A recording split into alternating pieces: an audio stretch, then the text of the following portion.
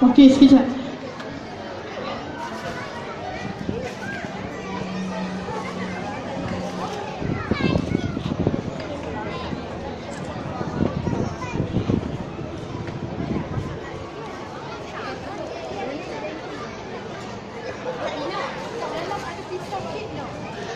Dennis.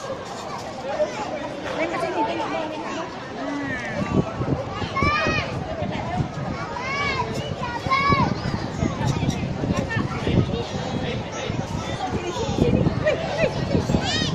Sekejap, kita dapatkan pisau untuk Puan Hajar. Nak pisau besar. Panas tekan ni. Dennis, Dennis. Oh, dia tengok sini, kat sini. Syifa mana Syifa? Syifa ke depan. Syifa kan. Ni 3 generasi dengan tadika perintis. Dari kakak sampai adik.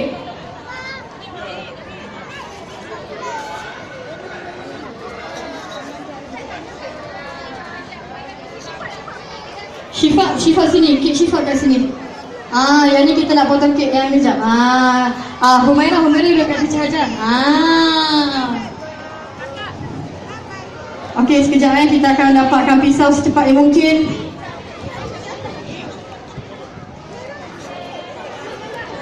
Pinjam pisau. Okey, Syifa pegang satu. Okey, Mama. Cepat. Tak, Mama nak ambil gambar ke? Okey. Okey, Teacher Zaleha, ready?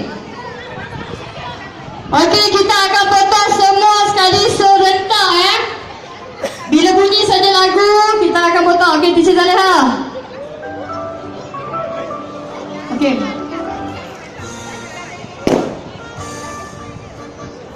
Okey, 1, 2, 3. Okey, semua saya minta semua menyanyi.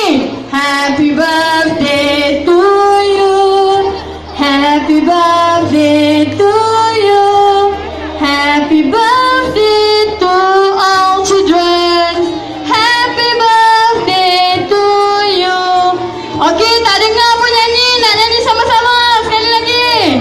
Happy birthday to you.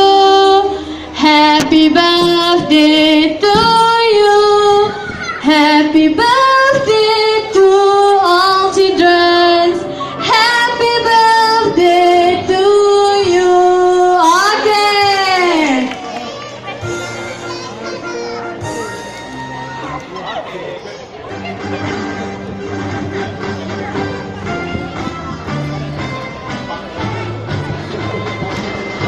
Allah selamatkan kamu. Allah selamatkan kamu. Allah selamatkan Teacher Hajar. Allah selamatkan kamu. Ibu-ibu boleh potong nanti dia akan datang ambil dekat meja saja. Minta ibu-ibu potong siap-siap, nanti yang lain akan datang ambil dekat meja.